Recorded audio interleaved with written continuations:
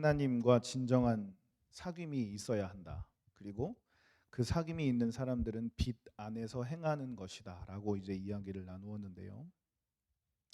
하나님과 친밀의 사귐이 있는 사람은 빛 안에 거합니다. 빛 안에 거한다는 것은 죄를 안 짓는다는 것이 아니라 밝히 보여서 우리의 죄와 허물 다 드러나서 숨길 수 없는 상태를 말한다고 했습니다. 그래서 우리가 하나님과 사귐이 있고 빛 안에 행하자, 뭐 그런 얘기 했습니다. 그런 저와 여러분이 되기를 예수님의 이름으로 축복합니다. 이제 1장이 그렇게 끝나고요. 2장을 딱 하면 나의 자녀들아 내가 이것을 너희에게 쓰면 너희로 죄를 범하지 않게 하려 함이라. 만일 누가 죄를 범하여도 아버지 앞에서 우리에게 대언자가 있으니 곧 의로우신 예수 그리스도시라. 우리가 죄를 짓지 않아야 하는 게 맞는데, 그게 원칙인데, 빛 안에 거하면 우리가 이제 죄를 짓지 않아야 되는데 그게 원칙이지만 우리가 연약하고 부족하여 죄를 안 지을 수는 없다는 것이죠. 그래서 우리가 죄를 짓게 되는데요. 우리가 죄를 짓게 되는데 중요한 게 뭐냐면 우리를 대언하는 대언자가 계신데 그 대언자가 아버지 앞에서 우리를 대언하신다는 거예요. 이 대언자라는 것은 말 그대로 이제 변호사, 대변인 뭐 이런 법적인 용어인데요. 그런데 이 여기서 그 요한일서 2장에 적혀 있는 이 대언자하고 우리가 흔히 알고 있는 변호사하고는 약간의 차이가 있어요. 자, 드라마나 이제 영화 같은 데 보면 변호사의 역할이 뭘까요? 변호를 해주죠. 변호를 하는데 어떻게 변호를 하죠? 죄가 없다고 이야기를 하는 게 변호사잖아요. 그죠? 이 사람은 죄가 없어요. 정황상 그렇게 사건이 벌어졌을 뿐 이 사람한테는 죄가 없습니다라고 말하는 게 변호사잖아요. 그런데 성경이 말하는 대언자는 얘는 죄 없어요라고 말하는 대언자가 아니에요. 왜 그러냐? 우리 2절을 한번 보겠습니다. 다 같이 시작. 그는 우리 죄를 위한 화목제물이니 우리만 위할 뿐 아니요 온 세상의 죄를 위하심이라. 아멘.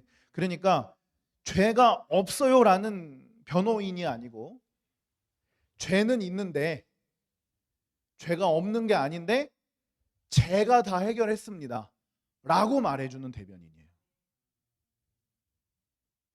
이 사람은 죄 없어요 라는 변호사가 아니고요.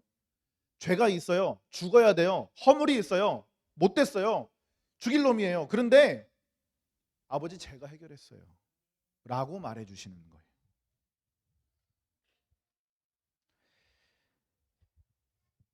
그래서 이것이 우리에게 은혜인 거죠. 그러니까 나의 상태가 달라지는 게 아니에요. 나의 죄가 없어지거나 나의 죄가 사해지거나 나의 죄가 조금이라도 깎이거나 나의 죄의 어떤 형태가 변화가 일어나는 게 아니고 나는 그냥 죄인이고 나는 그냥 죽어야 될 사람이고 나는 그냥 버러지 같은 존재예요. 나는 변함이 없어요. 그러나 예수가 덮으시는 거예요. 그래서 이것이 우리에게 은혜인 것이죠.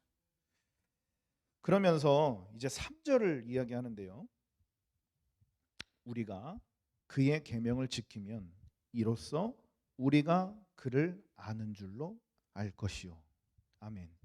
우리가 그의 계명을 지키면 우리가 그를 아는 줄로 믿는다. 여기서 안다는 게 지식적인 아는 게 아닙니다. 안다는 거는 사실 이 세 가지 단계의 알미 있어요. 첫 번째는 지식으로 아는 거예요. 이 성경에 있는 말씀들이 요한일서가 무엇을 얘기하는지 지식으로 이제 우리가 말씀을 들어서 알게 되잖아요. 그리고 두 번째 알문 있는데 그게 뭐냐면 경험이에요.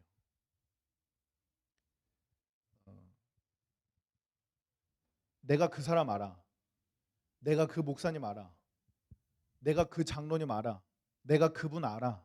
이거는 내가 그분을 만난 적이 있어요. 내가 그 사람을 치어본 적이 있어요. 내가 그 사람을 겪어본 적이 있어요. 이거의 알미죠. 그런데 부부 사이의 알미라고 하는 건, 그리고 부모 자식 사이의 알미라고 하는 건 단순히 경험을 뛰어넘는 것이죠. 이건 관계의 알미예요. 지금 3절에서 말하는 알은 이 관계의 알미예요. 그래서 3절을 보시면 우리가 그의 계명을 지키면 이로써 우리가 그를 아는 줄로 알 것이요. 그러니까 우리가 주님과 깊은 사귐과 깊은 관계와 1장에서 이야기했던 그 깊은 친밀한 사귐이 있는 사람들은 어떻게 하냐면 3절을 바꾸어 말하면 그렇게 교제와 사귐과 알미 있는 사람은 계명을 지키는 것으로 나타나는 거예요. 그러니까 1장부터 말씀을 쭉 이어보자면 예수님과 아버지와 지금 이 글을 쓰고 있는 그 사도 요한은 깊은 사귐의 관계를 가지고 있는데 이 글을 읽는 이 요한일서를 읽고 있는 우리에게도 그 사귐으로 초대를 하고 있습니다. 왜 초대하냐면 하나님이 이 사귐을 기뻐하시기 때문이다. 그리고 그 사귐이 있는 사람은 빛 가운데 거하는 사람인데 빛 가운데 거하는 사람은 죄를 안 짓는 사람이 아니라 나의 모든 죄와 나의 모든 허물이 예수 그리스도 앞에 완전히 다 드러나는 사람. 그래서 내가 회개하지 않고는 견딜 수 없는. 제가 지난주에 재밌는 얘기 말씀드렸잖아요. 그런 상태에 있는 사람이라는 거죠. 그래서 그런 빛 가운데 거하는 사람은 어떻게 되냐면 예수님과 관계가 있어서 그 사람은 계명을 지킴으로 나타나는 거예요. 내가 계명을 지키고 싶어서 지키는 게 아니고요. 이게 뭐 이렇게 반드시 막 지켜야 돼 막 이렇게 지키는 게 아니고요. 자동으로 이제 행위로 나오는 거예요. 그런데 이 빛 가운데 거하는 사람은 죄를 지어도 우리의 대언자 되신 예수 그리스도께서 나의 죄를 덮어주신다는 것이죠. 그래서 그 죄의 대가를 모두 예수님의 피로 지불하셨기 때문에 우리는 더 이상 그 죄의 대가를 지불할 필요가 없어요. 하나님은 더 이상 예수의 피로 지불된 죄의 대가를 우리에게서 찾지 않으세요. 이것이 우리에게 복음이죠. 사랑하는 여러분, 이 복음을 진정으로 누리시고 하나님과 깊은 사귐을 갖게 되시기를 축복합니다. 이런 사람들을 그리스도인이라고 해요. 그런데 문제가 뭐냐면요. 예수님의 피로 나의 모든 죄가 지불됐군요. 자, 그러면 이 죄는 내가 예수님을 믿기까지의 죄일까요? 믿고 나서 죄도 포함될까요? 다시요. 예수님이 피로 지불하신 죄는 내가 예수님을 믿기까지의 죄만일까요? 내가 예수님 믿고 나서도 짓는 죄도 포함일까요? 믿기까지 예수님이 지불하셨으면 1년에 한 번씩 예수님은 다시 돌아가셔야 돼요. 그래서 예수님이 지불하신 죄의 값은 내가 예수 믿고도 천국 갈 때까지 짓는 죄를 다 사하신 거예요. 그러면 회개할 필요가 없겠네요. 맞을까요? 틀릴까요? 그렇죠. 회개할 필요가 없는 건 아니죠. 왜냐? 예수님이 값을 지불하셨다고 이런 거예요. 제가 오버플로어에서 커피를 사 먹을 때마다 김빛나요 하고 사 먹어요. 이게 저의 특권이에요. 그러면 지불된 거예요? 지불되지 않은 거예요? 지불된 거죠. 저한테는 지불된 거예요. 그러면 이걸 가져와야 내 건가요? 거기 있으면 내 건가요? 가져와야 내 거죠. 회개는 지불된 죄의 값을 나에게로 가져오는 거예요. 예수님이 피로 지불하신 그 죄의 대가를 내가 예수님 저 이거 가져가요? 그리고 가져오는 거예요. 이게 회개예요. 그래서 우리는 매일 가져오셔야 돼요. 그래서 제가 매일 가져와요.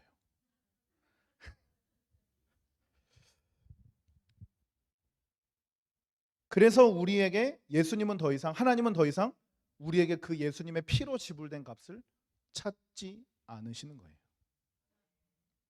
그리고 그런 사람들을 가르쳐서 다섯 글자로 그리스도인이라고 하는 겁니다.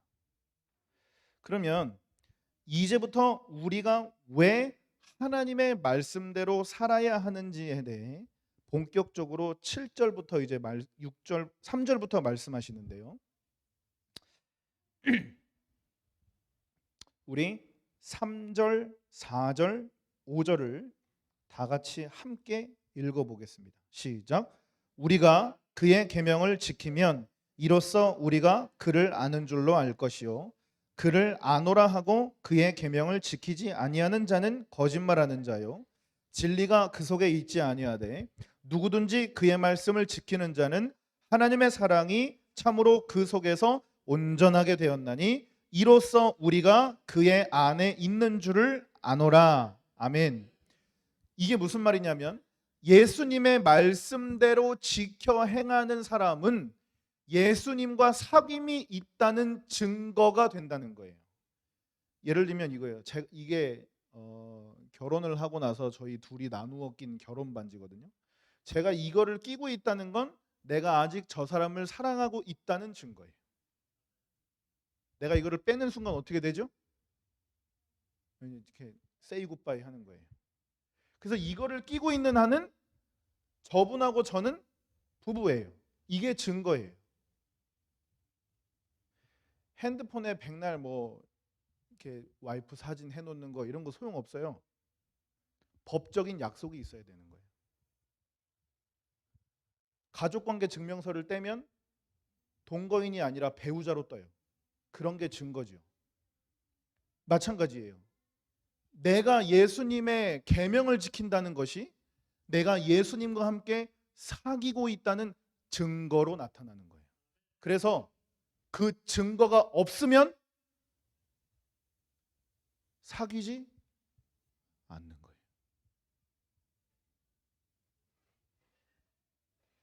말씀을 지키고 살지 않으면, 말씀대로 행하고 살지 않으면 예수님과 사귀지 않는 거예요. 그러면 여러분의 스스로에게 한번 물어보세요. 나는 예수님과 사귀고 있는 사람인가?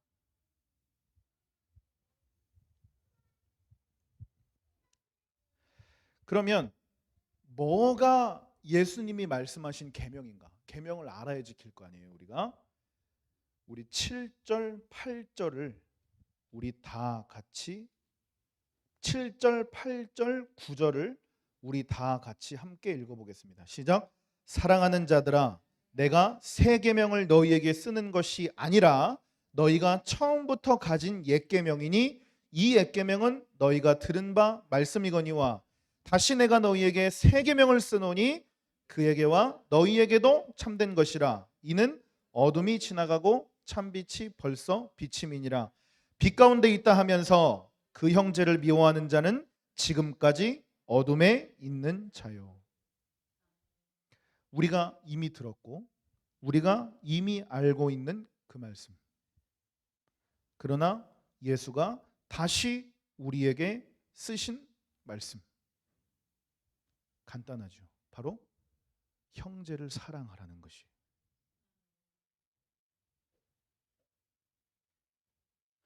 하나님을 사랑하고 또 이와 같이 내 이웃을 내 몸과 같이 사랑하라. 그러면 하나님을 사랑하고 있다는 것이 어디서 나오느냐? 바로 내가 이웃을 사랑하고 있느냐를 보면 이 사람이 하나님을 사랑하는 사람인지 하나님을 안 사랑하는 사람인지가 알아지는 거예요. 하나님을 사랑한다고 말하는데 이웃에게 불친절하고 이웃을 사랑하지 않아요. 하나님을 사랑한다고 말하는데 내 이웃들에게는 아주 냉혈 인간이에요. 그건 하나님 사랑하는 거 아니에요. 그걸 바로 율법주의라 그래요. 하나님을 사랑하면 이웃을 사랑하는 것으로 나의 모든 사랑의 표현들이 드러나게 되어 있습니다. 생각해 보세요. 제가 아내와 아이들을 아빠는 널 사랑해. 아빠는 널 사랑해. 아빠는 널 사랑해. 말만 하고 이 아이에게 아무것도 안 해준다고 생각해 보세요. 아빠 배고파. 네가 알아서 먹어야지. 아빠 아파. 그럼 네가 알아서 잘 해야지. 이렇게 대답한다고 생각해 보세요. 그건 사랑이 아니에요. 사랑하면 몸으로 나오게 되어 있어요. 내 의지와 상관없이 몸에서 나와요. 형제를 마음 다해 사랑하는 것, 쉽게 이야기하면 성도를 미워하지 않는 것이. 우리가 너무나도 잘 알고 있죠. 이 계명을 지키지 않는 자는 하나님을 사랑하지 않는 사람이에요. 하나님을 사랑하지 않아서 이 하나님의 사랑의 말씀을 모르는 척하고 싶은 것이죠.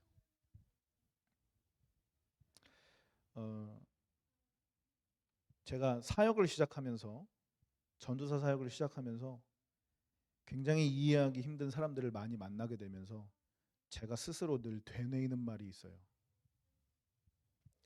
그 사람은 그럴 수 있어. 이해가 안 되지요? 화가 나죠? 납득이 안 되죠? 도대체가 왜 저 말을 하는 건지, 도대체 저 사람은 왜 저렇게 행동을 하는 건지, 저 사람은 왜 저기서 저러고 있는 건지, 저 사람은 도대체 무슨 의도로 저 말을 나한테 한 건지 몰라요. 그래서 나 혼자 화나고, 나 혼자 열받고, 나 혼자 삐지고, 나 혼자 속상하죠. 근데 그 사람은 굉장히 평안해요. 자기가 그 말을 했는지도 몰라요. 그래서 어떻게 하냐면 그 사람은 그럴 수 있다고 생각하는 거예요. 이해 안 되는 건 내 입장이고, 화가 나는 건 내 입장이고, 납득이 안 되는 건 내 입장이에요. 그 사람은 그렇게 생각할 수 있고, 그 사람은 그렇게 행동할 수 있고, 그 사람은 그렇게 말할 수 있다고 생각하는 거예요. 그러면 그 사람을 향해서 분노가 나가질 수 없어요. 그래, 그럴 수 있지. 그 집사님은 그럴 수 있어. 걔는 그럴 수 있어. 내가 어떻게 중고등부 애들한테 6년을 설교했는데 그렇지? 그럴 수 있지. 그럴 수 있지. 그렇게 생각하고 그렇게 여기면 그 사람을 향한 미움이 없어요. 우리에게 이 다른 사람 미워하는 문제가 매우 고질적이라는 걸 우리가 알아야 됩니다. 근데 우리가 아주 자주 입술로, 생각으로, 마음으로, 눈빛으로 죄 지어요. 눈빛으로. 그런데 이 고질적인 이 타인을 미워하는 문제. 하나님을 사랑한다고 말은 하는데 다른 사람을 향해서 긍휼한 마음과 사랑하는 마음이 나가지 않는 문제. 그런 것은 하나님을 사랑하는 것이 거짓이라는 걸 증명하는 거예요. 사랑하는 여러분, 우리 이 문제를 해결해야 됩니다. 그래서 이제 다음 주에 나눌 텐데 이 문제가 어디까지 연장이 되냐면 적그리스도에게까지 연장이 돼요. 이 고질적인 미움과 다툼의 문제가 교회를 무너뜨려요. 이 고질적인 미움과 다툼과 시기와 질투의 문제가 하나님의 몸된 교회를 허무는 것이 되는 거예요. 그래서 오늘 사도 요한은 말하고 있는 겁니다. 형제를 미워하면 안 된다. 자꾸 미워하고 자꾸 헐뜯고 자꾸 미워하게 되고 싫어하게 되면 그게 적그리스도가 되는 거예요. 적그리스도가 다른 게 아니에요. 그리스도와 다른 것을 가르치는 게 적그리스도예요. 예수님은 사랑하라고 하셨어요. 예수님은 그 사람을 위해서 피를 흘리셨어요. 예수님은 그 사람을 위해서 죽으셨어요. 그런데 나는 그 사람을 위해서 피 흘리고 죽고 아파하지 않아요. 그럼 적그리스도예요. 예수님이 사랑하는 그 사람을 나는 사랑하지 않아요? 예수님이 구원하신 그 사람을 나는 긍휼히 여기지 않아요? 예수님이 사랑하셔서 죽기까지 피 흘리신 그 사람을 나는 마음으로 미워하고 있는 거예요. 그럼 누가 적그리스도일까요? 내가 적그리스도인 거예요.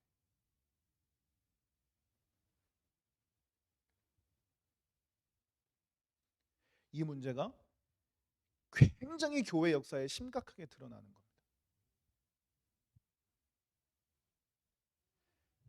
우리가 이거 해결하셔야 돼요. 하나님 앞에 내가 하나님을 입술로 사랑한다고 고백한다면 이 문제 해결하셔야 돼요. 그래서 교회 안에 파가 있으면 안 돼요. 교회 안에 당이 있으면 안 돼요. 교회 안에 분파가 있으면 안 돼요. 교회 안에 네 편 내 편이 있으면 안 돼요. 우리는 다 누구 편이에요? 예수님 편이에요. 그러면 교회 안에 예수님 편 아닌 편은 누구 편이에요? 마귀 편이죠. 예수님 편 아닌 편은 마귀 편밖에 없어요. 우리가 이거를 굉장히 심각하게 여기셔야 돼요. 목회자와 대적하지 마세요. 리더들과 대적하지 마세요. 이거 심각한 문제예요. 하나님이 주신 권위를 무시하면 하나님은 그 사람 사용하지 않아요. 하나님이 주신 질서를 흐트리면 하나님은 그 사람 세우시지 않아요.